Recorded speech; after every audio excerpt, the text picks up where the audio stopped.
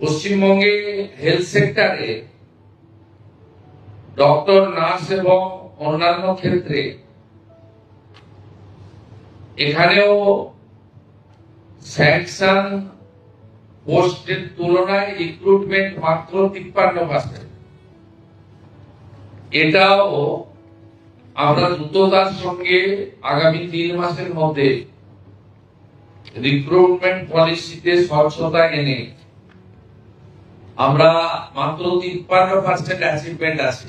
এটাও জাতীয় গড় থেকে অনেক নিচে, যেখানে 98% প্রায় জাতীয় গড়। পশ্চিমবঙ্গে এই হেলথ সেক্টরে রিক্রুটমেন্ট বিভিন্ন সেন্ট্রাল প্রজেক্টে, সেন্ট্রাল মানে স্পন্সর প্রজেক্ট বা আমাদের স্টেট সেন্ট্রালে যৌথ প্রজেক্টে 53% মাত্র হয়েছে, সেটাও আমরা কথা বলেছি।